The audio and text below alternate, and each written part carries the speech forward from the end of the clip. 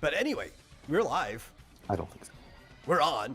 Welcome to Game Central Junction, Hey. everyone. As always, I'm your host, The Metal, and joining me is my co-host, Marsupial Gamer, who is joining us remotely today. But you guys are used to that by now. We're here to talk about games, all things gaming, and possibly other interactive entertainment like toys, collectibles, or whatever floats our boat at the time. So please grab that link, share it out with friends, enemies, people who are completely indifferent. Get them in here, get them to join, and possibly nudge them to give a donation at streamlabs.com/vomitorium live. Not mandatory, but really helps us out. And we'll jump into some of the topics we have today. Before that, how you doing? I was going to say, if they're indifferent, bring them in here and we'll make them different. Well, you know what they say, whatever doesn't kill you only makes you stranger. That's right. I think the Joker said that. He did, yes. In one of the worst Batman movies. I'm not going to defend it or accept arguments at the same time. Mm-hmm. Yeah, I'm doing fine. I'm just on location today. Pretty good day. Squashed a lot of bugs. Sort of. I'm hoping you ones, mean the figurative term in which bugs mean in computers. Yes. I am. Exactly. Yeah, there were no bugs at the office, thankfully. At least outside of my computer. Yeah, pretty good. I admit it, I completely forgot again. Yeah. That we were going to be an hour later. We both forgot on Monday, but I was like, I was ready to go. In fact, I was like shocked that you weren't there. And I got on the stage, like 15 minutes before an hour ago. And I was like, And then we why remembered isn't he here? What's that we going on? scheduled this based on Central Time because that's what we used to do. And it's better for everybody else in the States whose time zone changes twice a year. Mhm. Yeah. Yeah, I was shocked that you weren't there, but then I remembered. Mm-hmm. Let's start for another hour. Oh well, so here I am. So what's up? A lot of things. A lot of things. But I think I'll start with... where is it? Ba-ba-bum. Some news about Square Enix. Square's not doing so good right now. They haven't been doing well for a while, as we all know. And they are conducting mass layoffs. Or they're about to. It hasn't happened yet. But it's kind of been leaked that it's going to happen. We've got multiple reports from different outlets, IGN, VGC, a bunch of them pushing this around, that Square Enix informed affected staff today that cuts are being made as part of a fundamental restructuring of overseas publishing organization. Basically, they're trying to cut back and only have development in Japan, which is, I feel, the third time that they've said this in maybe the last 5 or 6 years. Doesn't it feel like that? Well, I don't know. It seems like are some of their what games had been developed outside of Japan? Recently, I don't know. Like, They used to have a bunch of subsidiaries like Crystal Dynamics, Eidos Interactive, and stuff like that. But they sold those off back in 2024 so that they would have development only in Japan. And it just makes me wonder how many other offices. Apparently, they have a London office where 140 people are at risk of being laid off. And I'm like, what does the London Square Enix office do other than marketing and localization and stuff, right? Like, yeah. also, aside from having maybe don't just know. a hub in Europe, which I believe their London office was their hub in Europe, why do you need two different English offices? Like, we already do English localization here. There is a Square Enix USA for localization. It's kind of weird, I guess. Yeah, I don't know. You know, why not Berlin or some other place? So you could start localizing in other European languages first. Mm-hmm. Square's been questionable. I've questioned every decision they've made in the last decade and a half.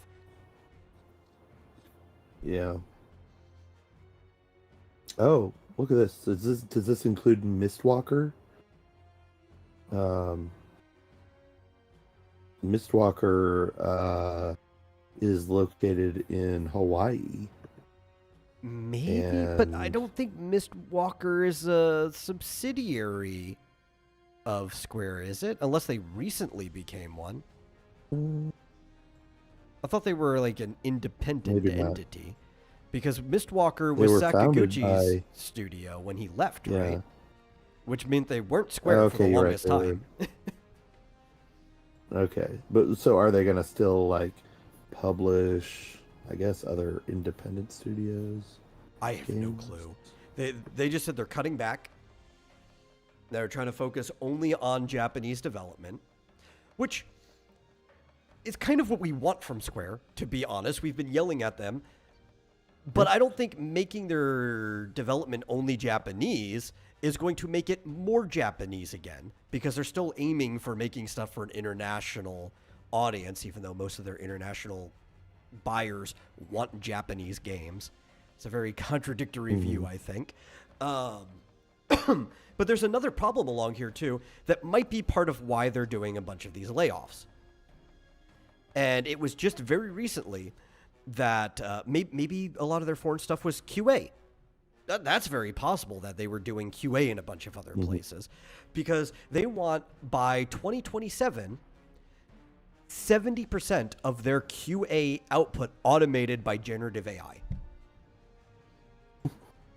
Which doesn't sound like a smart idea to me. I mean, including it to some degree sounds good, because you can have a bunch of people doing more quantity of work than they would be able to otherwise, so you need less people working on it. I don't know if 70% is a good goal. Because I feel like at a certain point, that's just machines talking to machines without any oversight. Yeah. I was looking up. What I was really trying to find out was who made Forspoken. And it turns out it's a company in Japan. Yeah. It was probably one of the worst things that Square decided to put their name on. Probably. Yeah. Yeah, I mean, is that... It's Luminous Productions, which I guess is also not a subsidiary. No. Well, no, I think it is, because it was their Luminous engine. I think it's the studio that made their engine. Oh, they've been defunct since May 2023. Yeah, they killed them off and merged back into Square. That was embarrassing. Yeah, but we have... I don't know. We do have some of the different departments. So let's see. Yeah, QA was on the list of departments that will be affected by the cuts. We also have IT is going to be affected. Marketing, honestly, that might be for the best. Their marketing isn't doing anything anyway. When's the last time they marketed anything that wasn't Final Fantasy VII? Publishing, sales, and business planning.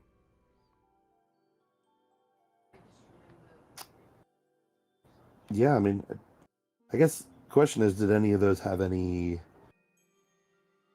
effect, or, did those influence the games that they made? Because I could see how some of those things could be bad for the business, but ultimately, they just need to make better games. Oh, yeah. I think the only two departments here that could have any effect on the games being worse are marketing. There's a lot of times where, based on stuff that marketing says to the higher-ups, they will yell at people to change the game. Because, if you put this in the game, it'll be more popular. And a lot of times that ends up destroying the game's vision. This is something we've seen probably since the late 90s in the gaming industry, right? As it started exploding and more investors started yelling. It just wasn't as bad back then. It's been getting progressively worse as time goes on. And the other one is business planning, which probably has even more to do with games being bad than the marketing side does. Probably so. But the real problem is the actual board and the investors. And nobody realizing that they should just let the director have an artistic vision and, go through with it. More or less. Like, you do need some checks and stuff, but that's why you have different publishers from directors, and you have like a few different voices at the very top, so they could be like, no, that's stupid, we can't do that. You don't want somebody like oh man, what am I thinking of? The Metal Gear Solid guy who I yell about like every other week. I don't know. The guy who did Death Stranding? Yes. Talking about? Kojima. There we go. Yeah. There you go. You don't want him off the leash, right? That's why it helps to have a few different people at the top. But you also just don't want the board and investors getting involved. Yeah. I can see that. So I don't know. I don't know how I feel about this. Be a good thing in the long run. Maybe. I mean, they definitely need to restructure. So that's something that just needs to happen anyway. I think the layoffs and the restructuring is probably good. I don't feel very good about the 70% QA done by generative AI. Especially because, while it can be very handy in programming, I mean, you've used it. Generative AI several times, stuff that's been trained specifically for coding. In that regard, you are the QA though. Like, I think it's still better to have people be the QA and the coders that are using it than trying to do it in the other direction where nobody's actually overlooking what the AI is doing. Yeah, I don't quite understand, like, when companies say stuff like this, what do they mean exactly? Like, they mean, to me, using AI to program whatever or do QA means you're going to train people to know how to use the AI to do the QA, right? It's not the AI doesn't walk around and like, oh, yeah, like you hey still Fred, have to you want some feed stuff coffee? into I'm going to it. start my I'm going to start my QA job now. Yeah. It's like, if they have competent people who know what they're doing with the AI, it can be very helpful. I've used it for QA, but I mean, I don't consider it like, oh, AI is doing our QA now. It's like, no, I'm doing the QA. Yeah, because you have to look back over it anyway. Yeah. So I mean, is that what they mean? Maybe. I don't know. You know, I've looked at, like on our software, I see an error that keeps popping up. And I'm like, okay, I think I know where that's coming from. I go to this area and I'm like, okay, well, the code looks okay to me. And then I ask, Copilot, that's what we use. And I say, this code somewhere on this page is spitting out this error. Can you find where it's probably doing that and give me, tell me how to fix it? I mean, that's a good use of it. Yeah, like I said, I think there's plenty of good uses for it. So they released a progress report, and it was titled Joint Development of Game QA Automation Technology Using Generative AI. That's the full title of the report. Mm-hmm. I believe you can actually read it. You'd probably get more out of it than I did, but I only skimmed it. So it's not like I read it deeply anyway to get any type of understanding. Yeah. where was the point I was getting at? But yeah, it says that the goal is to automate 70% of QA and debugging tasks in game development by the end of 2027 by using automation technology to improve QA efficiency and operations. Through this, R&D, Square Enix hopes to establish a competitive advantage in game development. Mm-hmm. Which to me is a bunch of empty nothing words. Yeah, well, no, it sounds good to me actually. If I mean, potentially. Well, it's a fine direction, but it's that wouldn't. There's nothing concrete in there, right? So it just sounds like the type of thing that you would say to an investor. Yeah, yeah, and it wouldn't be to me. It wouldn't be an excuse to immediately lay people off. It would be like, frankly, I think you need to hire people to do the automation and to train the AI to do what you need it to do. Yeah. Like, I think the whole and therefore we're laying off all these people is like, okay, that's just an excuse. Oh, absolutely. They just wanted to. But they need to lay people off anyway. Like that's something that they've been needing to happen for a while. Yeah. They're too bloated. They're paying people who are only making games worse in some ways. Yeah. And I mean, QA is not their problem, I don't think. I don't remember. I mean, maybe it is in games I haven't played, but bugs are not my issue with Square Enix right now. Yeah, I can't really think of a really buggy game. As far as finished quality, they still tend to be better than most of their competition. Yeah.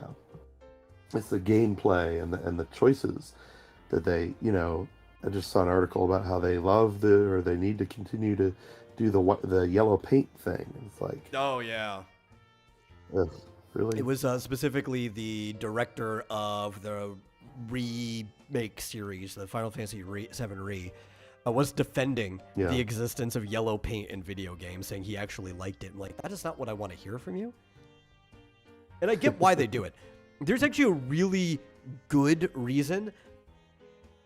But I've got my counter argument for I hate their good reason anyway. And part of it is that the higher fidelity games become, the harder it is to actually detect things that are part of the environment or interactable, right? Like everything just looks the way it's supposed to be, like a ladder. And in some cases, it's fine, right? If it's actually built into the environment, immersive. If you're in a construction site, right? There's going to be plenty of stuff that's already going to have like yellow tape on it anyway. It's like when you're in the jungle and there's yellow paint on a tree. It's like, what the heck is that doing here? You could come with a lot more creative ideas to let people know what's interactive, but that's just an issue with making everything photorealistic. If you have more of a directed art style choice, something that's a little more stylistic, right? You can easily let people know what's interactable or not without needing yellow paint everywhere. Yeah. You can do things that are appropriate to the environment you're in. Like I was reading, someone was saying like some game where they had like these blue lights like near the ladders or something. And it was like, oh yeah, it was natural because I don't know. Well, if you're like a sci-fi game or a space station or something, you'd expect to see lights like that everywhere. So depending on the game, it could be a good solution. Yeah, there's plenty of other solutions that it doesn't even make sense. Who sat around with a paintbrush brushing, the ledges on a wall, on a natural mountain wall? Well, I think the one that bothers me the most is the remake of Resident Evil 4, right? And you're in this like really slummy, like just poor village in Spain, right? Like I think you're on the island right off the coast of Spain or something. It's a Spanish village, and everything's supposed to look grungy. It's supposed to look dirty, but anything that you can actually break or interact with, or if it's like a windowsill you can hop through, which again, you could just walk up and the interact button would show up. That just has yellow paint all over. It's like, this doesn't match the environment. Who's running around painting the crates in this village with a yellow streak so you know you can break it? Yeah. Don't paint that one. It's too hard to break.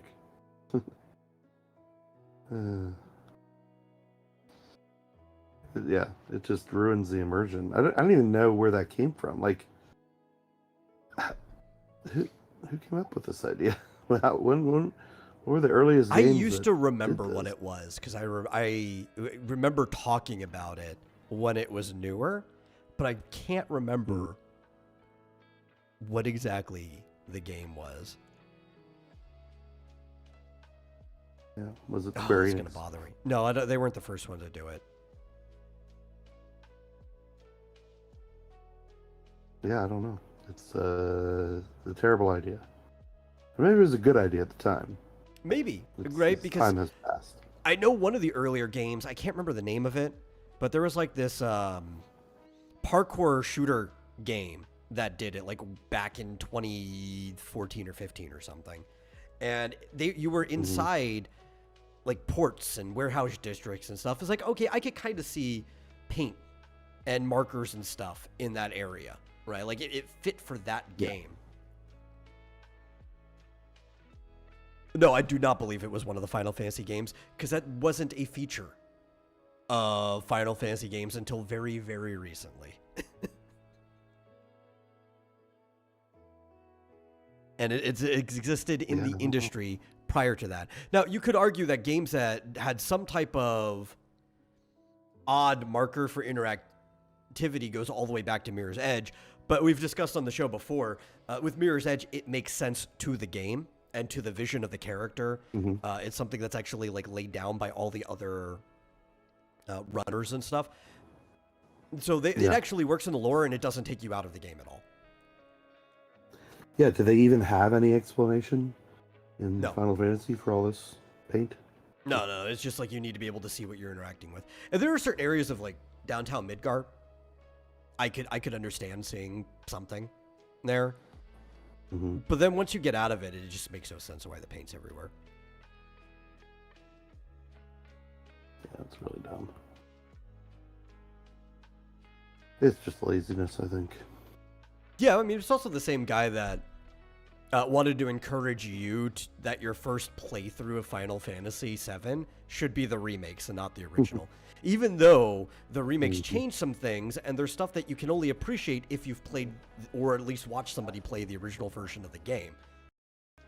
Yeah. Because it's a sequel, actually. Exactly. I'm not a fan of this guy. I don't inherently think it's his problem. Obviously, he's just an employee that's doing his job and he's trying to get you to play the game he worked on. I'm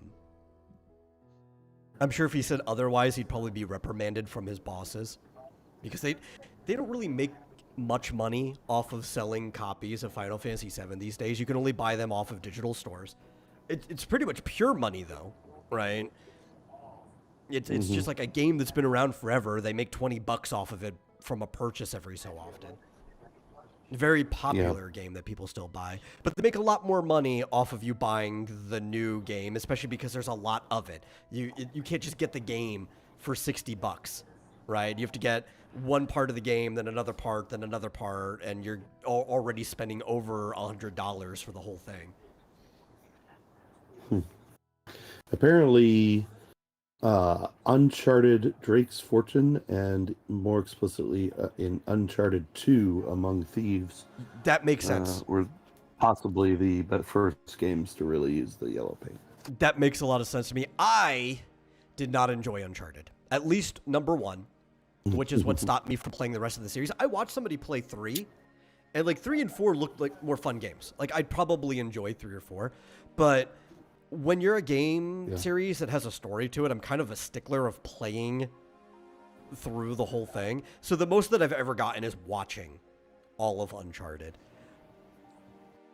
But it just felt like a discount Tomb Raider, I think was my problem, where it just wasn't doing the type of gameplay as strong as Tomb Raider. And if it did the gameplay as strong as Tomb Raider, maybe I'd enjoy the games because I think he's a pretty cool character. What's his name?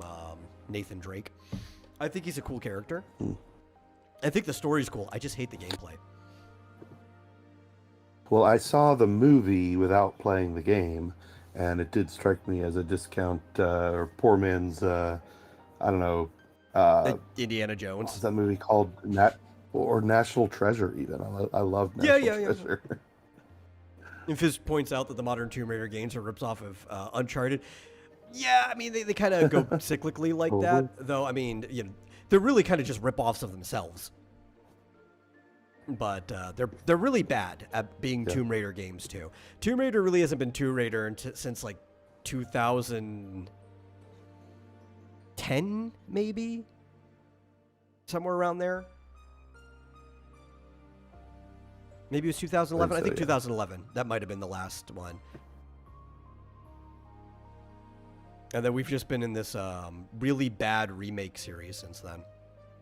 Even the bad Netflix animation is technically in the remake series. That's awful.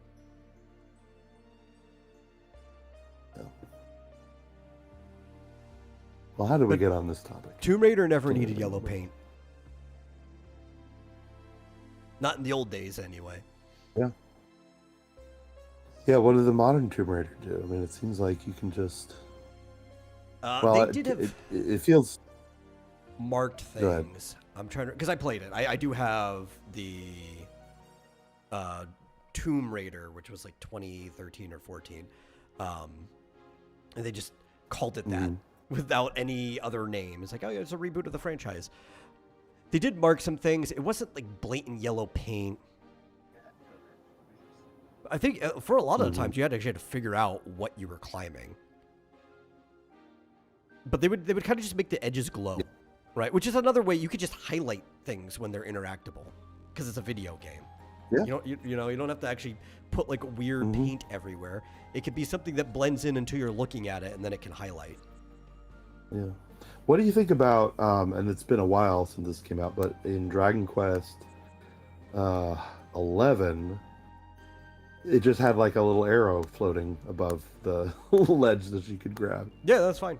Again, highlight, right? It's like that thing doesn't have to be part of the background. It's a video game. You can just let people know when they're looking at something or close enough to it, like, hey, you can interact with this if you want. Games they've done that forever. Yeah, I mean, oddly enough, that to me it takes me out of the gameplay a lot less, because the environment itself still looks the same, realistic and yeah, like the way you expect it to. See, I don't have a problem with video games being video gamey. You know, it's like, it's not real. It's okay for the game to acknowledge that you're playing a game, you know, with hovering arrows and, you know, menus and things like. Yeah, UI. Very right? immersed. We're users. Give us user interface. Yeah, not too much though. I mean, the Elden Ring UI is very minimal, but... well, it's like, for example, the Resident Evil boxes. Here's another way to let you know which boxes can be broken. By already making the boxes fatigued, like cracked. And you're like, oh, the ones with cracks are the ones you can break. Or just, like, either that or just don't... Why is it important to highlight the ones that you can break? Try them all. Yeah. Some you can break and some you can't. That's another thing that, interestingly, Dragon Quest tends to do, is like, there's all kinds of barrels and pots and things, and some of them you can't do anything with. But the ones you can break, you go up to them, and either... Some will just break when you touch them, and some of them, sort of highlight when you get close, and then you can pick them up and break them. Well, yeah, it's like the original Resident Evil 4. They had boxes. I believe they're the exact same ones that are in 5 from my memory. They were small crates that were, I don't know, roughly the size of 4 12-packs of soda, just like standing up on their sides, bunched together, right? This is like a measure that people can think about off the top of their head. And they stood out from everything. They still looked like wooden crates. But nothing else looked like these wooden crates, even if there were crates in the background. You could tell that these are the crates you can walk up to and you can break them. And even if for some reason the lighting didn't make that clear, they would also nudge a little bit if you touch them. Like if you walked into them, you'd be like, oh, this is a breakable crate. This is not a background decoration. This is an interactable object. We didn't need yellow paint or anything on them.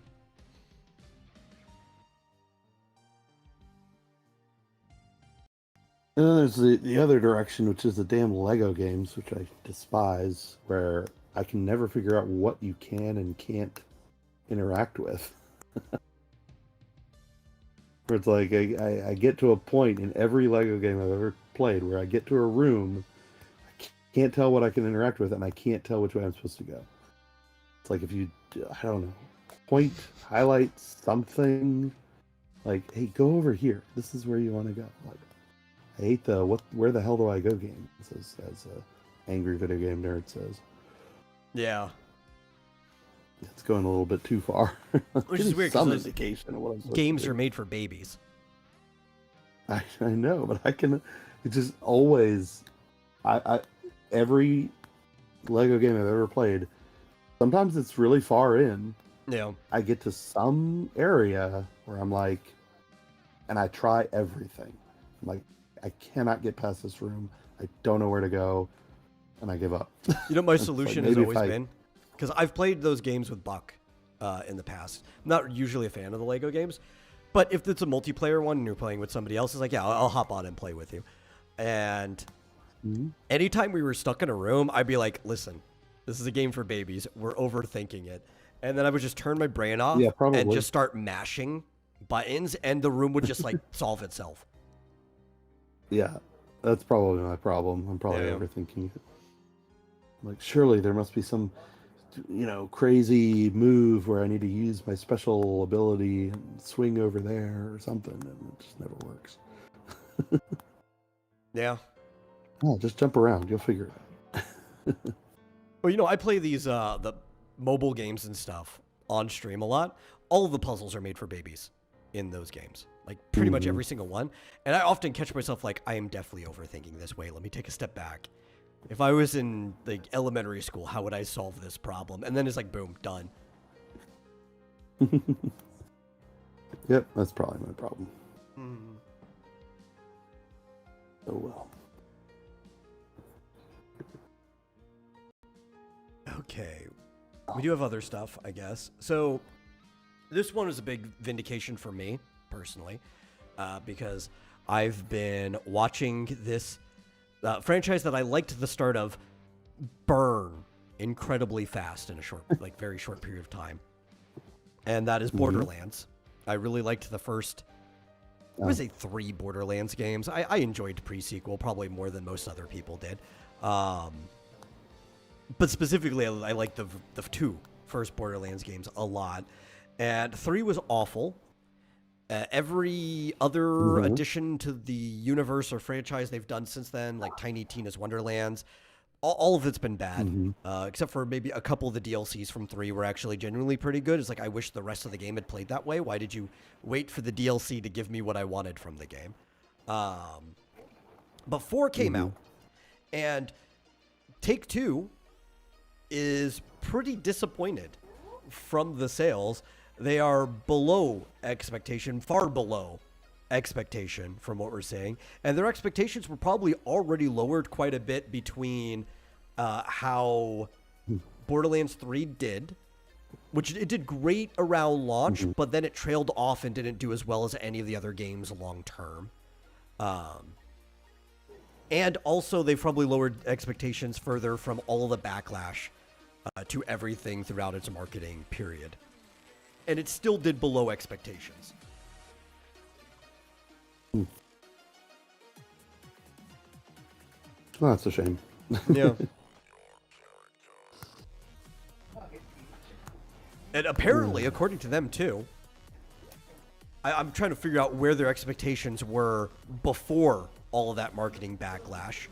It must have been in an irrational realm. They claim it's their largest launch in the franchise history. Okay. We've seen this a few times from larger things like Take-Two.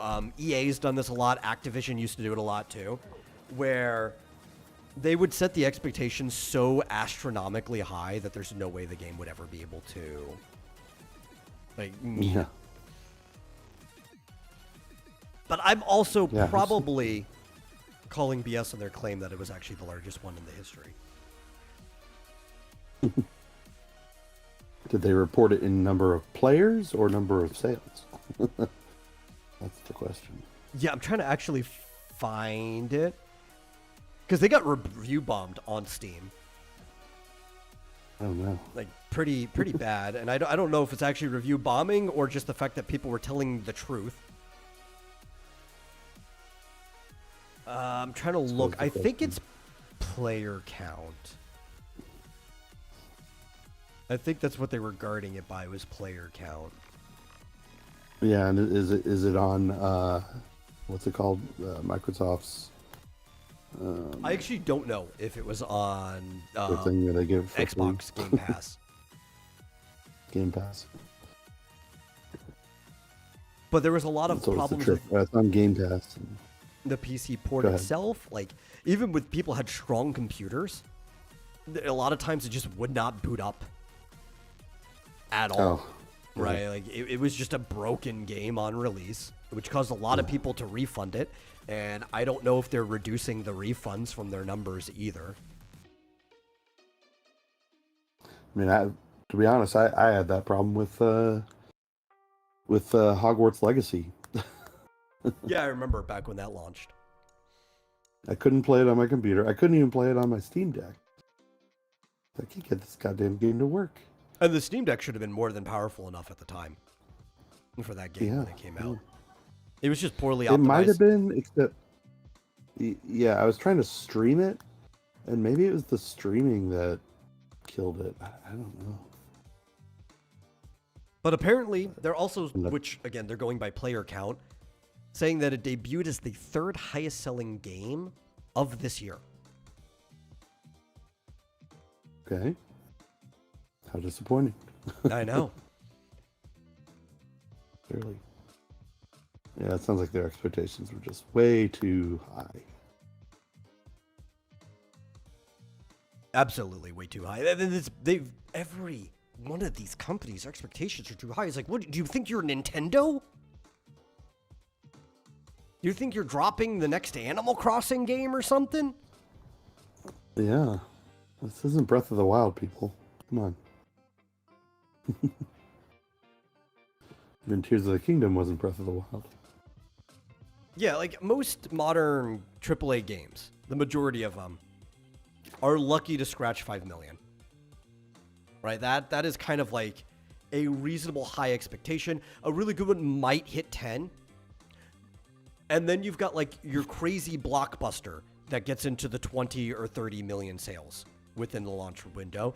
Yeah. And most of those have been Nintendo games recently. There's a very few outside of that have been up in that window. Yeah. Well, did you hear about Lost? Is that Amazon MMO? Well, Lost Ark was also pretty disappointing. There was Lost Ark and there was New World were the two. New World. Yeah, New World has announced that they are no longer they're not going to have any more content DLC or add-ons or updates. Okay, so they're just going into maintenance mode, which is pretty early for that game to go into maintenance mode. Yeah. I honestly expected even earlier. Yeah, I mean, they pretty much capitulated. It's a failure. And it's funny because, like, practically the day they announced that earlier, I think it was earlier this week, or maybe a week ago, their concurrent players dropped by 2/3, like, instantly. Oh, really? Yeah, I guess if there's no hope for the they future, said that- just like, this game's not that fun without new content. Yeah. I guess not. There's some games that are just like extremely fun even without new content. I mean, the people who play Final Fantasy XI have been paying for their subs forever, and they haven't really gotten. Occasionally, once in a blue moon, there's like an episode that was added to the game. But they've been playing that game without new content. RuneScape players, how often is new content added to RuneScape? There's some that you could just be like, oh, it's Yeah. fun to start a new character. Let me go play through everything again.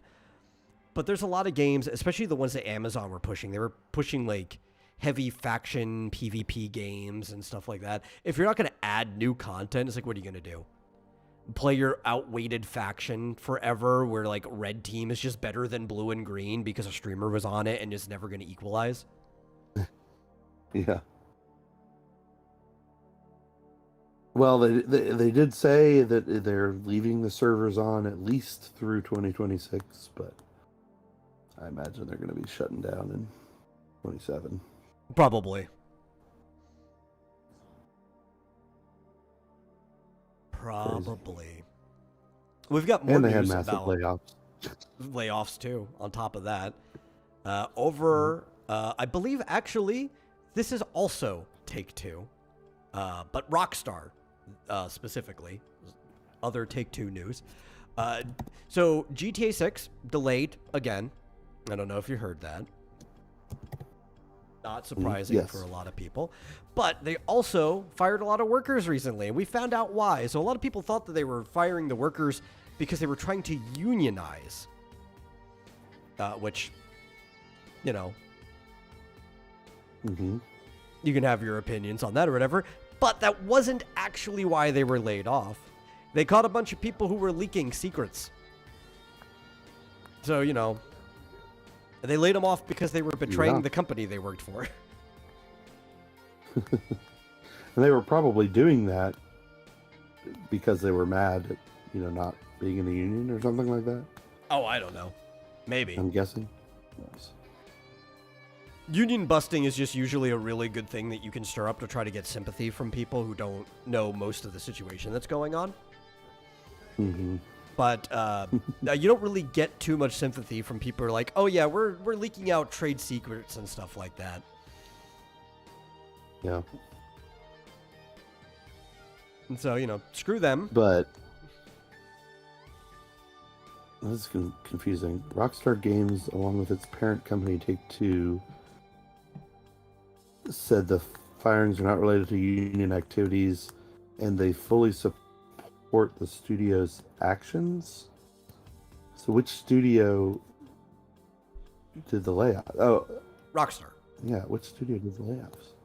Okay. That's confusing. Confusing the way it's worded. Yeah. Now, the UK union is saying that Rockstar is, like, really blatant and ruthless, trying to block the union. But yeah. Rockstar really emphasizes that the reason they actually fired them is because of gross misconduct. In this case, leaking out stuff from the games that they're working on.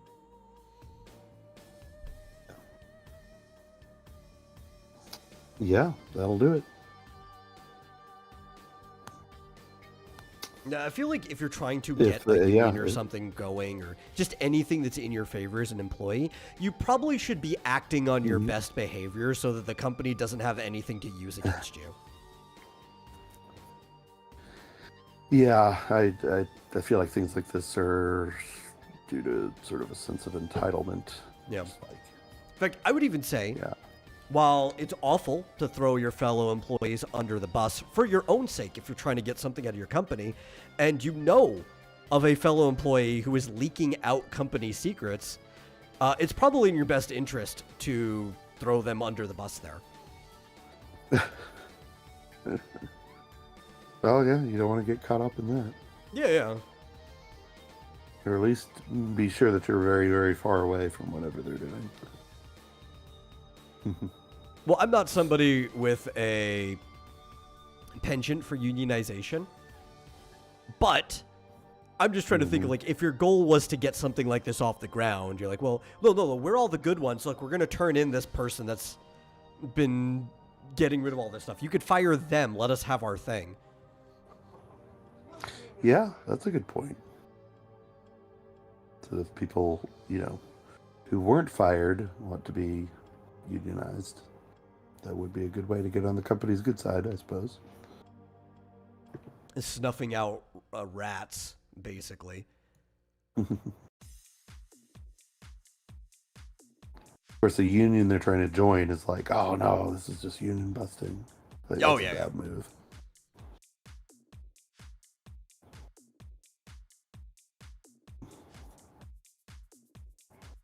I'm trying to. There's not a lot of information on this. I'm sure more will probably come out. Uh, the one that says that they're trying to union bust is the Independent Workers Union of Great Britain, Yeah. which I don't know much about them.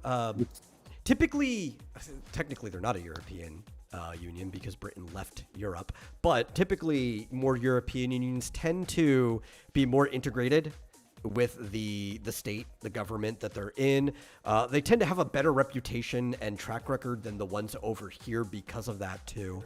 So I don't know much about the IWGB to know if they have a good track record or not. They could have really good evidence that Rockstar is union busting, for all I know. I don't know. It does seem weird to be like trying to unionize like 30 people. Or I guess that's the number of people that got laid off. I don't know how many people actually work there. Yeah, it just says between 30 and 40 were fired. So obviously more than that had to have been working there. Yeah. I don't know. It makes more sense to me To just close the whole branch? People working in a... Well, no. I'm just saying about unionizing. It just makes more sense if you work at a factory or, on an assembly line, that sort of thing. That's at least the vision that I have of people in unions. And I don't know if you're working on a video game, like. Well, yeah, because you're already probably making more than your average factory worker's making anyway. Yeah. Although I don't know, maybe not at these AAA studios that are just. Yeah, they might be practically like a factory already. Probably as close to minimum wage as they possibly can for most of their employees. Yeah. Yeah, I don't know. I do find it difficult to be sympathetic to these gigantic multinational AAA studios who are like pumping out utter crap all the time. Yeah, well, you want to talk about a big company that I've been losing more and more sympathy for as time goes on. Nintendo has recently laid out its plans and how it's going to start using its cash reserve in the future and how to expand its business. And one of the ways that it says is that, we could just buy more companies. And so this is something that Nintendo, for the most part, has kind of been shy about in the past, especially because in Japan, if you want to merge companies, it's actually kind of difficult because you have to get the Japanese government to sign off on literally any merger whatsoever. I mean, I guess technically if you do here, you have to get some type of commission to sign off. But I mean, it's difficult in Japan. Usually you have to have like some long history of business with the company. You have to like basically prove to the government not just that your companies would be better together, but that Japan itself is worse if you're not together. It's almost the argument that you have to go out and make. Yeah. But Nintendo's big. They're one of the largest sources of revenue for the nation. It's one of the most important businesses to them. So I'm sure if they really wanted to buy more companies, they could just swing their big N around and get what they want. Mm-hmm. But it seems they are more interested not in buying game studios. Well, that is one of the things. They want to strengthen its game development pipelines. So that would mean bringing in maybe things that were effectively second parties before and just making them first party. They also are looking into a bunch of other stuff. Like recently, a couple years ago, they bought Dynamo Pictures. Right? They have an animation studio now that's supposed to work with marketing and a bunch of other stuff. They've been expanding more horizontally than vertically. Right. Yeah, they're saying that their movie ambitions are just getting started. Oh yeah. For instance. Yeah, they definitely that was one of the big notes in there was that they want to be making more movies. They also spent $32 million equivalent to buy land in Kyoto to build a new office that's scheduled to open in 2027. Which Kyoto is where the current office of Nintendo has always been too. So yeah, they're going to be building a new office for Nintendo, and now I guess they've already started since they bought the land. That could be cool. Is it going to look like the Apple headquarters? I don't even know what that looks like. It's like a big circle. Well, their current headquarters is kind of just like hollow in the middle. A normal, tall business building. I know, right? It's just like a square white building with Nintendo on the corner. Yeah. So I wouldn't be surprised if their new one is just maybe a more modern, tall, sleek business building with a big N on it. Mm. They like sleek. Yeah. I mean, look at all their designs now. I doubt that they would make a building that did not reflect their sleek designs. Yeah, I'm looking at the current Nintendo headquarters, and it's like across the street from a gas station, and like it's got like a fence thing in front of the entrance. It looks so very corporate looking. It's very like 80s corporate. It's very corporate, but also so if you look at all the surrounding parts like in Kyoto, it doesn't feel like it's in a corporate environment. I mean, some other buildings have kind of built up around it, but I remember seeing pictures back when people were interviewing Miyamoto decades ago, and he would say like one of the ways he stayed so young physically is that he would actually bike to work every single day. Yeah. Often with his wife. Like he and his wife would bike there, and she would just bike back after she dropped him off, because they lived just a few blocks away from the headquarters. I don't know if they still live there now, but they did when they did those interviews. I don't know why you'd move if you live that close to your work. But yeah, they would just bike to work every single day. And there's like lush green just randomly there, like a lot that's basically a small forest on the way to work. There was, I think, 5 photos that were shared in that interview of like his route there. Mm-hmm. But it's like you wouldn't expect this to just be a business sector. But Kyoto's like that a lot. Kyoto's one of those really business-heavy cities that you might find just a random park that is so dense it's practically a forest in it.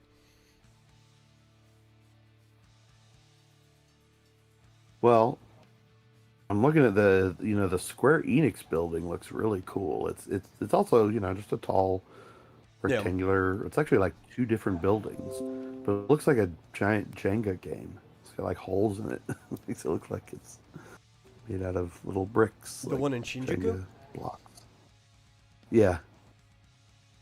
Oh yeah, no, I've seen this at one least before. the white part. They've had the same building for a long time. Yeah. I mean, even that looks a lot more interesting than the Nintendo building. Yeah, it's very brutalist, but the type of actually aesthetically appealing brutalist structure. Mm-hmm.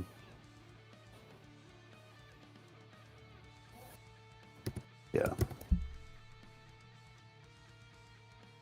So now I'm curious to see. Well, Rockstar Games is in Manhattan, but yeah, they're kind of a cool looking, I don't know, classic looking office building. So if you want some good news, something that's or funny news, I guess. You know how like PlayStation or Sony is so big on like the sales of the PlayStation 2 just being bigger than anything that Nintendo has ever put out? And we were worried that maybe, just maybe, the Switch won't ever be able to pass it up. Well, they might pass up its other stuff and even the PlayStation 2 eventually, because while they are focusing on the Switch 2 going forward, the original Switch will not be removed from sale. They will still be selling the original Switch for quite some time. I don't. You question maybe why would somebody buy it? Well, the original Switch will still have games being made for it, and it is cheaper than a Switch 2.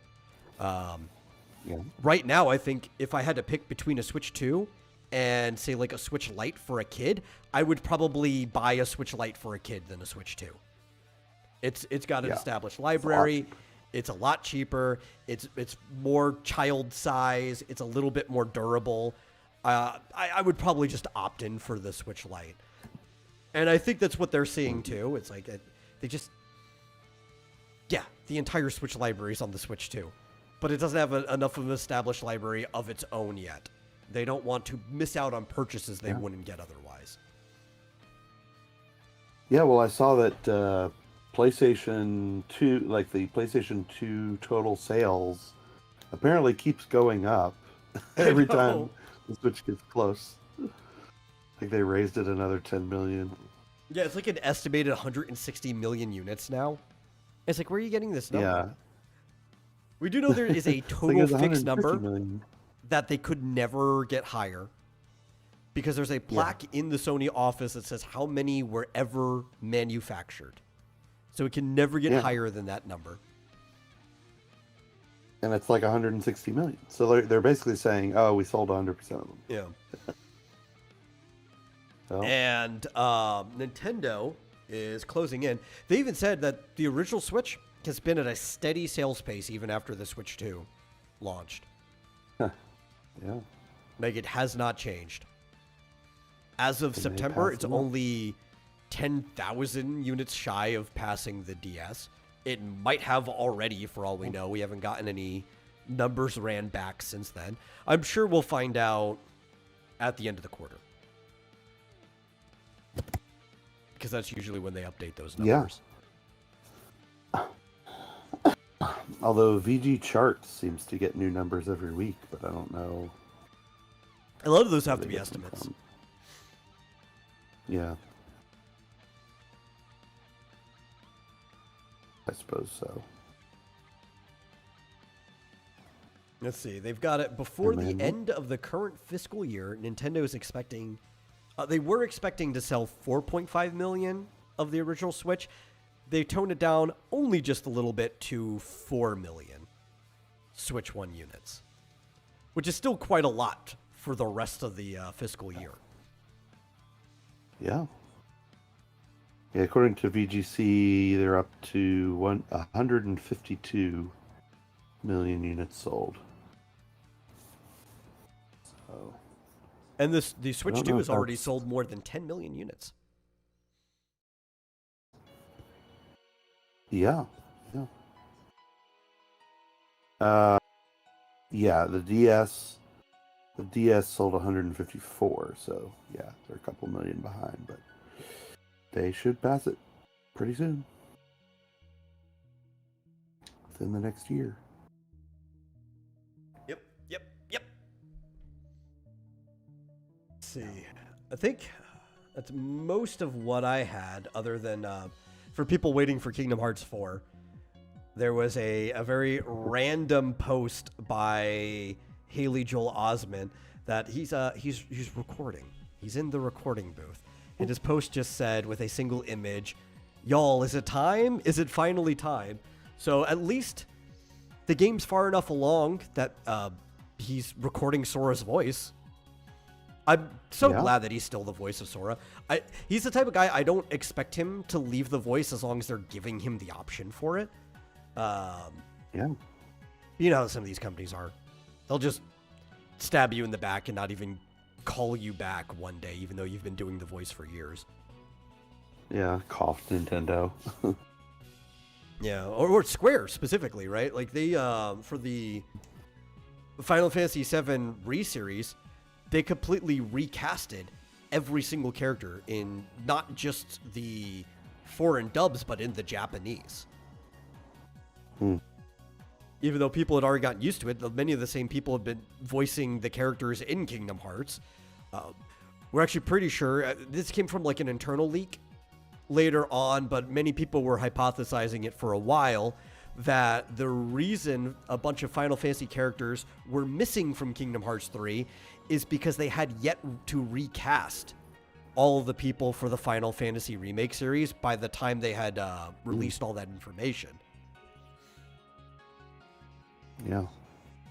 It's also the reason why Cloud and Sephiroth only have Japanese voices in Smash Brothers, because they did not have their new voices for the remake series yet. Oh, I see.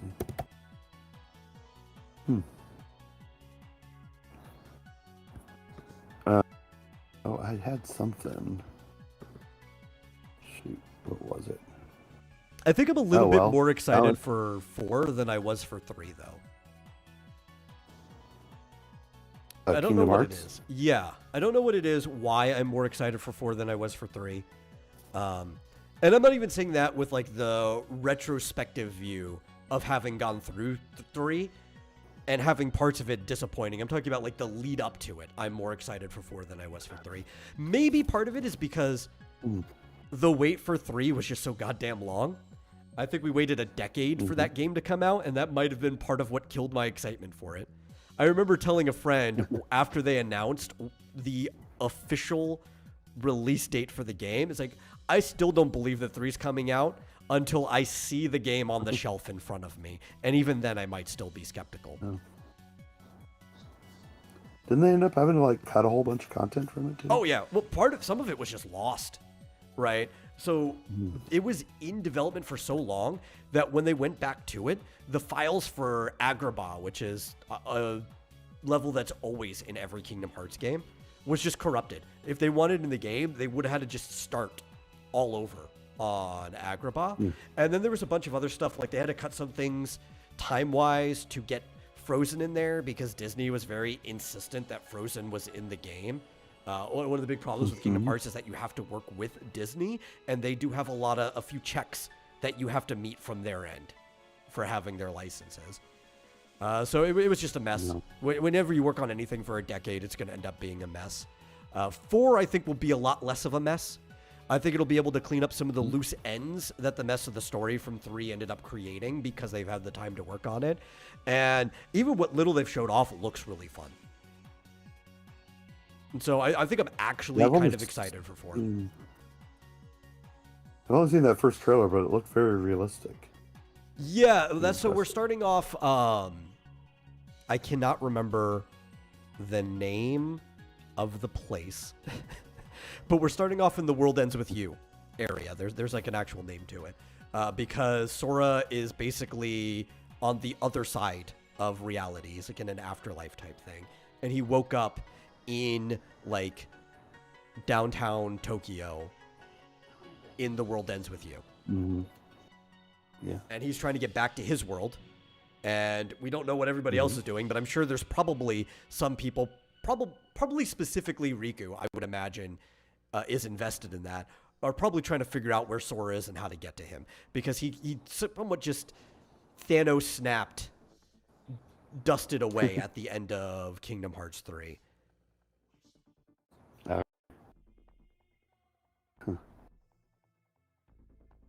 So they left it. Honestly, Yeah. I thought the ending was bad. I actually see that my brother's in the audience too. He thought it was bad. The better ending was the DLC to the game. Like it had a lot of stuff in it that should have been in the main game. And it's a shame that you had to get the DLC to get the better experience. If you didn't ever play the DLC, you'd probably be like really disappointed with Kingdom Hearts 3. Even then, there's still quite a level of disappointment with it anyway. But I don't know. I'm gonna hope a little bit on this one. We still have to deal with Nomura. Nomura's been in some weird places, but he's not as heavily involved with Final Fantasy VII and a bunch of the other Final Fantasy stuff as he was during the entire production of 3. His involvement in the 7 remake and other is one of the things that stretched out the development of 3. I think the only thing he's actively involved in right now is the design aspect of the new Dissidia mobile game and Kingdom Hearts 3. So the fact that he won't be stretched as thin already kind of gives a better feeling for 4 anyway. So yeah, I've got hope. It might be cope, but I've got some hope.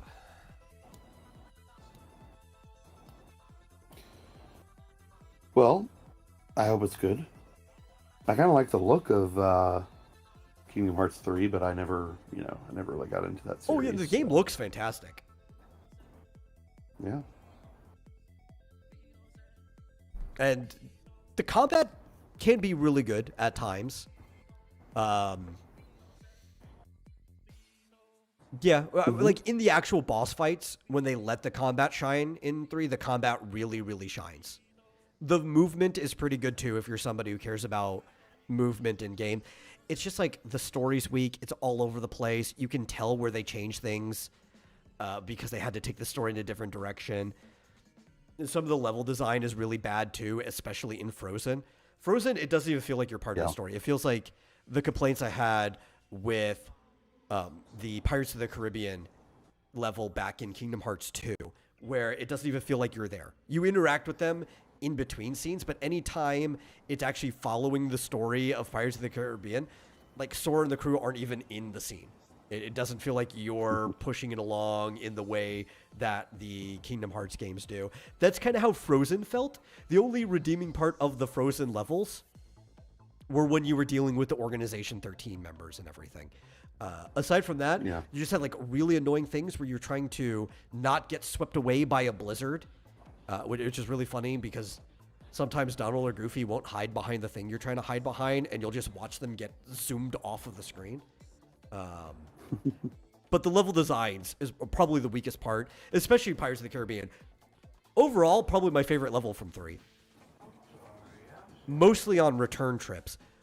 There's a lot of the stuff where there's just like this really bad mini game where you have to drive the ship around everywhere. It's kind of cool to drive the ship around everywhere, but not when you have to do the mini game.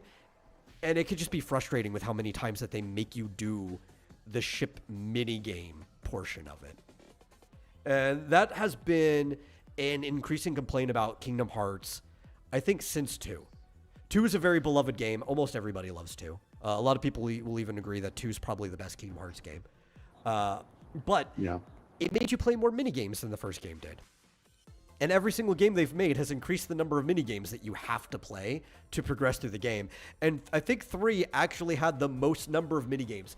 Maybe Dream Drop Distance beats it proportionately, but 3's a bigger game, so in raw number, it definitely has more minigames than Dream Drop Distance. But it just feels like every corner you walk around, there's a minigame you have to do instead of like the core gameplay that you came for. I hope 4 is not that. Like, I'm fine with the minigames. We're here in like a theme park, right? It's a Disney theme park.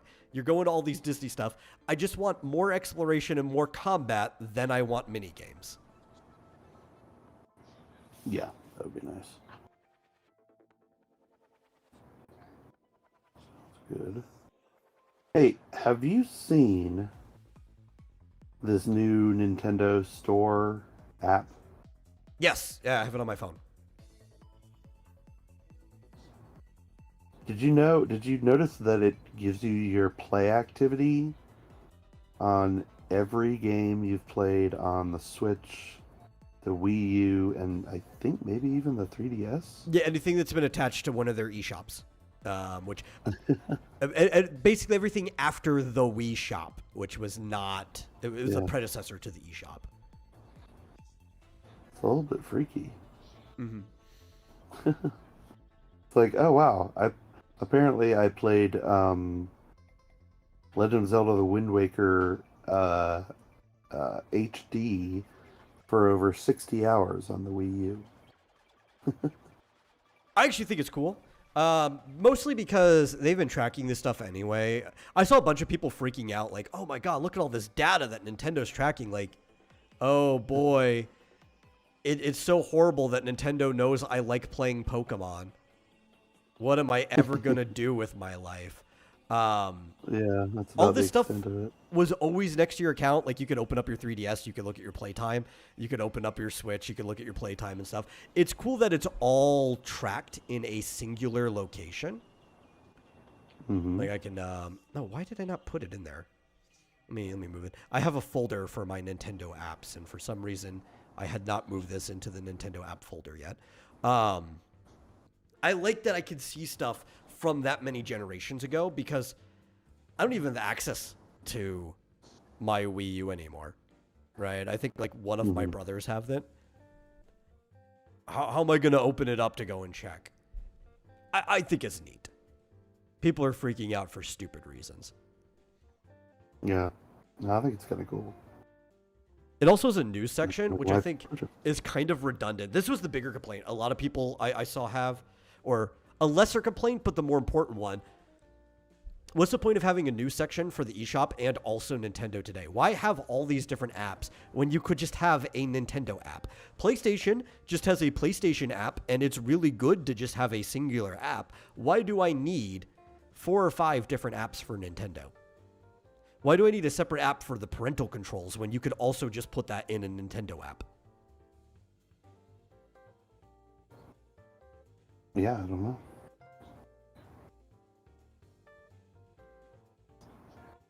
Oh, look.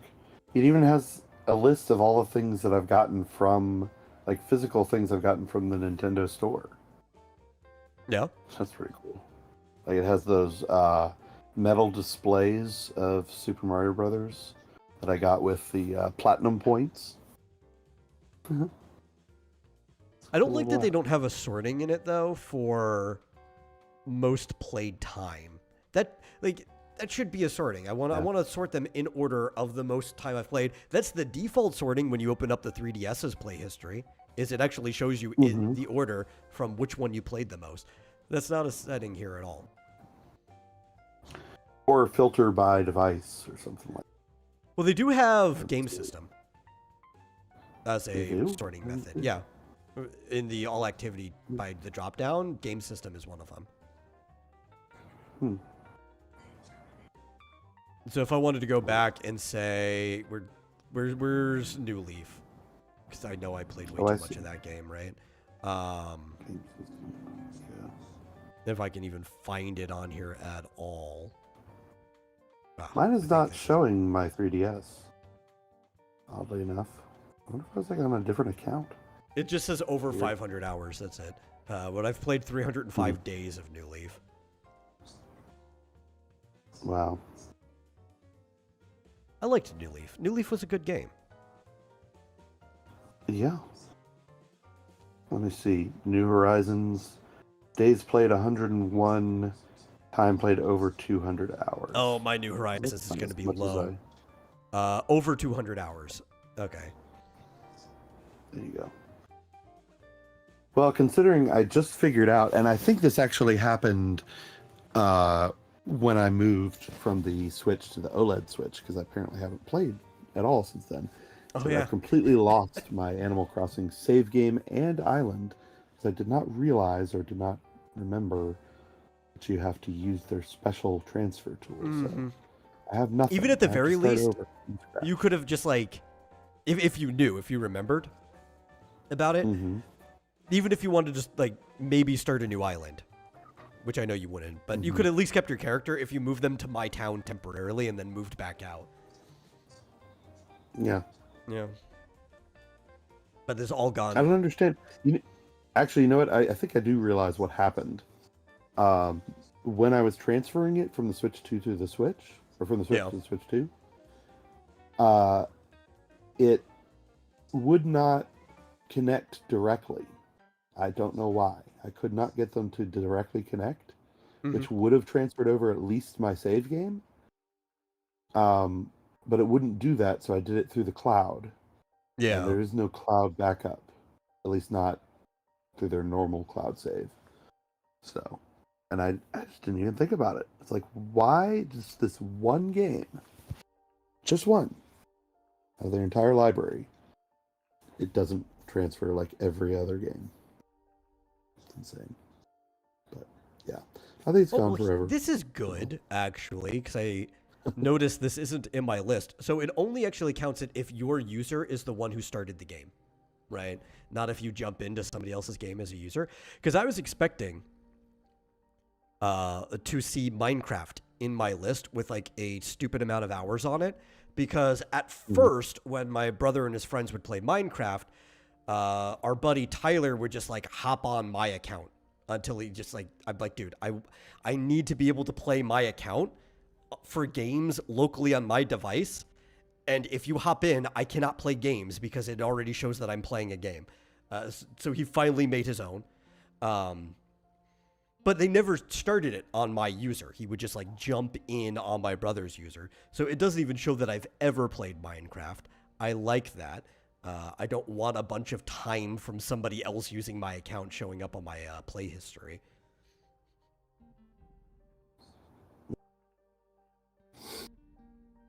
Oh, well.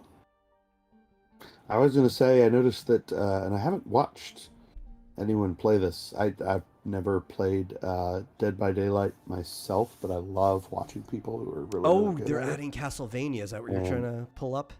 Yeah, they're adding Silent Hill and Castlevania characters, which I feel like they've had Pyramid Head in there before. But I wouldn't know. I don't like or watch Dead by Daylight like at all. Like maybe I've seen it a couple times because I was already watching a streamer that I would watch for other things, and they happen to be playing it with other people. But I don't find that game interesting to watch. And I don't really, I wouldn't say I don't really like games like that. I'm just not really into, I guess, competitive multiplayer games anymore. I've kind of just drifted away from that. And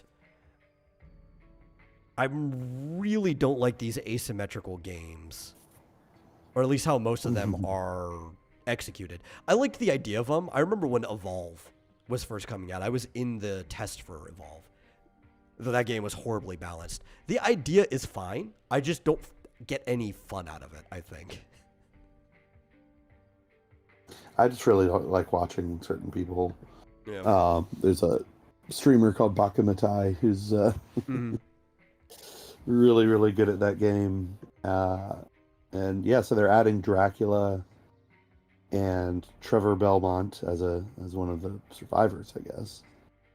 And you can't put Trevor in that game. And he can don an outfit that transforms him into Richter. Well, I mean, you can't put in Belmont. Like, if you were to put Dracula as a monster, that makes sense or whatever. But if you put a Belmont in the game, it doesn't make any sense that they're one of these, like, helpless survivors that have to do the mechanics. Like, Trevor could just kill all the monsters in there. All the ghosts, everything. Like, what? It's not realistic to the lore of the game. Well, maybe the Trevor Belmont is playing as the monster. I don't know. Yeah, it's confusing. Although no, okay. So this is it. This explains it. This is a special mode, 2 versus 8 mode. So you can play as a villain or a hero, as you know. Basically, so Trevor is not one of the survivors. He's one of the killers, I guess. That's also weird. I mean, he could be if he wanted I'm to. not sure. Really, I've never seen this 2v8 mode. But I've never either. It's very yeah, like any of the Belmonts could just kill any one of the ones in that game. Like I have not seen a monster in that game that a Belmont couldn't handle.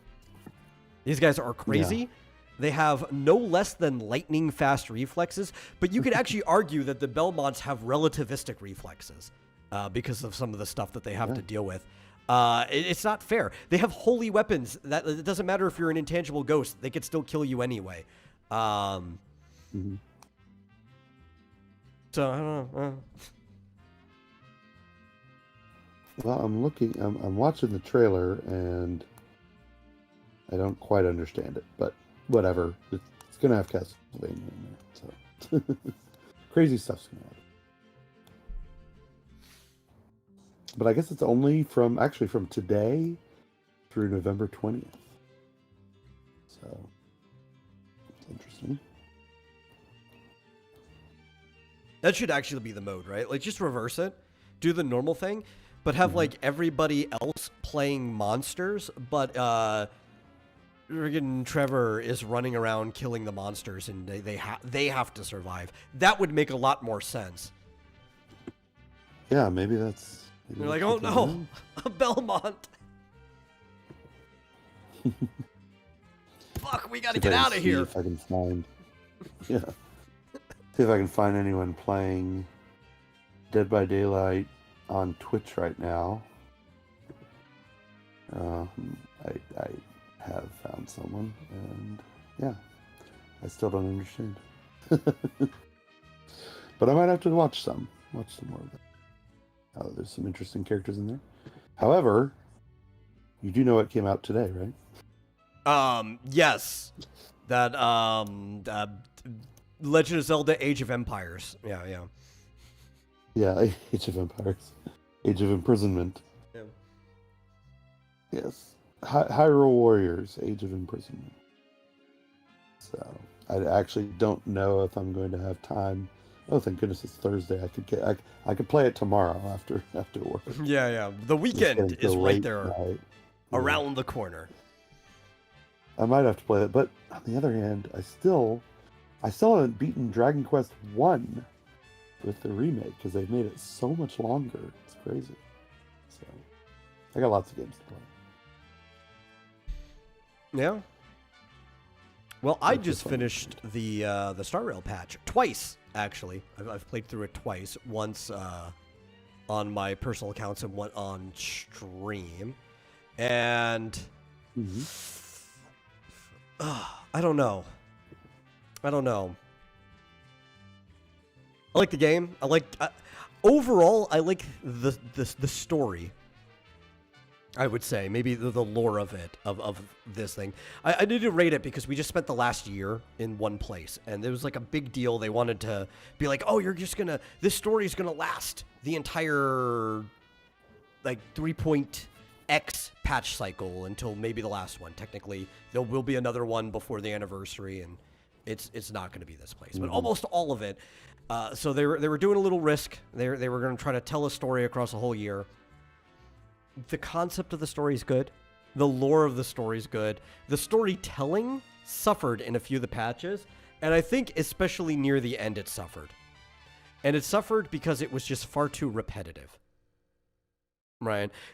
I think the patch story should have ended like 3 times. You know how you're reading The Lord of the Rings, right?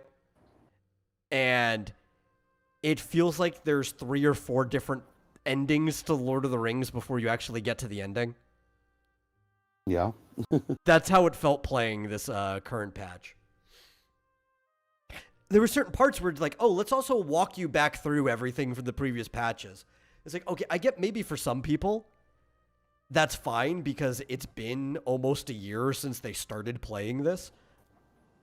I didn't need them to walk me back through everything that we did, taking like an hour to do that. There's definitely ways this could have been done way better. I miss companion quests. There used to be this thing in the game called companion quests, which were not part of the MSQ, your main story quest. They were the side missions that were important to the story, but you do them at your own leisure. They make you closer to the other characters and stuff. They're usually pretty interesting, but they aren't taking up the time of the main story quest. They're really cool. Some of my favorite moments in the entire game are from companion quests. They kind of just deleted that. They don't do that anymore. And the entire time I'm playing the story, I'm like, man, this would have been better if it was a companion quest. This would have been better if it was a companion quest. That, for hell, sure would have been better if it was a companion quest. And that's not a feeling you should have playing through the main story. So I think having finished this, looking at Amphorius as an arc, compared to the other stuff prior, I'm probably just going to have to give it a flat 5 out of 10. Right? Like, there's some really good ideas in it, really memorable moments, but then there's some other stuff that's, like, bringing it back down. And I think it just evens out to just being a mediocre, average experience that I probably would have enjoyed more if we only spent the normal 3 patches on it. Yeah. That they added a new game mode that sucks. I hate it. This is completely different to that. So they added a new rotating game mode called Currency Wars, which I'm sure I say it sucks. It is the exact opposite of what I like. I'm sure plenty of people will love it. but it is definitely not for me, and I'm going to have to do it every other week because it's been added into the roguelike mode rotation. And it's basically auto chess, but instead of auto chess, it uses the actual battle mechanics for the main game. You load in, you get cards for the characters that you buy from a shop that you could put up onto your battlefield, and you can upgrade through the course of the run. It still has like the 3 planes and upgrades that you would normally get in a way similar to their simulated and divergent universe. The cool part is you don't have to own the characters. Like, you basically just get to play every single character in the game. If you do own the character, you get to use your version of the character, so you can make them even better. But if you don't, you get like a pretty functional trial version that's got decent stats to it. Functional stats, like, I've looked at them. They're not the best, but I would be fine bringing those versions of the character into the end game modes like Memory of Chaos and stuff. They are functional. But you get to play all kinds of characters you wouldn't get to play. You get like a back row of support characters that just do things in combat when their turn comes up. Most people are going to play it like it's auto chess, though. They're just going to turn the auto on and just let it roll off on its own. A ton of people will like this game mode. I hate auto chess. It's not just the fact that you don't play it. I don't like the whole faux tactics style of auto chess in itself, where you put the things on the board and then they just run off and do the things. I also don't really like the shop system that every single auto chess has. So while there are aspects of Currency Wars I'm enjoying, I would enjoy it a hell of a lot more if it was just more like the other roguelike games that they have and I don't have to deal with the auto chess shop thing. I would like to just delete that aspect from the game. But people love it. They're dragging it into everything. Every game wants their own version of auto chess. It's super popular with younger players, not with me. And I have to get through it because it's like I don't know, 50 or 60 pulls locked behind this mode. It's like, okay, fine, I'll do it.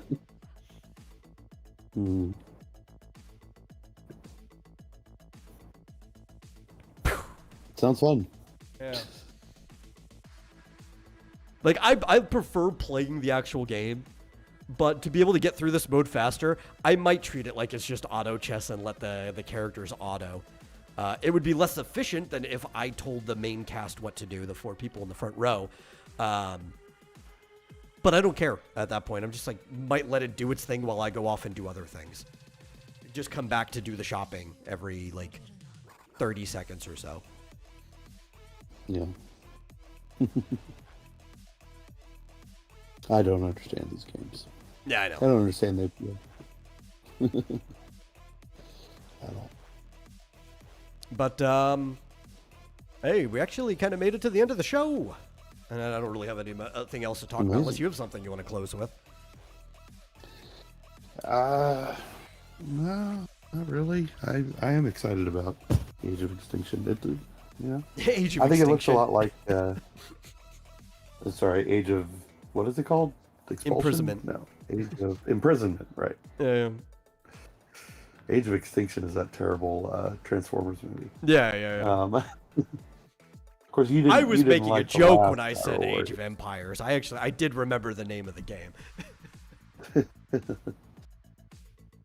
Yeah, I'll be interested to see. Apparently, it is canon, so I need. Yeah, I didn't care for the previous one, which was Age of Calamity. As I've said before, it wasn't enough of either game to really do much for me. This one definitely has more appeal for people who like Breath of the Wild and Tears of the Kingdom because it is canon. That really doesn't do much for me because I don't like the story of Tears of the Kingdom almost at all. To me, that's like the weakest part of the game. Even though they did more story in the game, it's like, yeah, well, more story doesn't necessarily mean it's better. I don't like the story. I can't change that. So I'm not really interested in what was going on in the past. I just want them to make an actual Hyrule Warriors 2. You know, not a tie-in for the Breath of the Wild stuff or whatever. I just want a sequel follow-up to the first one. Why is it so hard to ask for, Nintendo? I don't think that's going to happen. Probably not. I don't think I'm They ever probably getting think, yeah, I think they probably think, well, it's been done. We already did that thing. I think what's going on There's too more. is that the Breath of the Wild and the Tears of the Kingdom kind of like, I don't know what you want to call it, microcosm, because it's kind of just separated from everything, is really popular. There's tons of people where Breath of the Wild was the first Zelda game they ever played in their entire life. Like that is kind of a new dedicated Zelda audience that is almost separate from the previous one. Obviously, there's a huge crossover. I even enjoyed Breath of the Wild. You like pretty much all of it. But there's a huge chunk where they only like that stuff because that's what they came in. Maybe they'll try other things, but it's just a foreign beast to them. And this is their way of expanding on that world without going in and making another game like Breath of the Wild or Tears of the Kingdom. So they can focus on whatever their new Zelda project is. Oh, which should be a sequel to Tears of the Kingdom. It's not going to be, I know. No. They said they're done with that. Oh. I liked Echoes of Wisdom more than I liked anything to come out of Breath of the Wild, so I'll be happy to see whatever else they want to do. We'll see if they want to do a new, like, Hyrule Warriors like the first one they did. They need some more IP. They need more characters in order to, yeah, that's do true. The universe crossing or timeline crossing story again. But there's also plenty of stuff from their other games they didn't touch on. Like there was plenty of other characters they could have brought in. There's a huge cast in those games, so it's like, I don't know. Yeah, I suppose so. But yeah, they do need to make more stuff. I mean, a new one could have the Echoes version of Zelda in it. Oh yeah, that'd be an interesting play style. She's just like whipping around, dropping beds on people everywhere.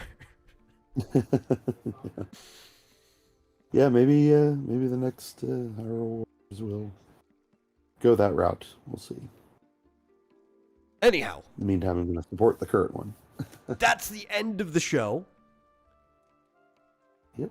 Thank you all for watching. Hey, if you happen to like the show, please grab that link, share it out with anyone. I don't care who. Heck, share it with a hater. We'll take whatever view you want. And if you happen to really enjoy it, you can always consider giving a donation to streamlabs.com/vomitorium live.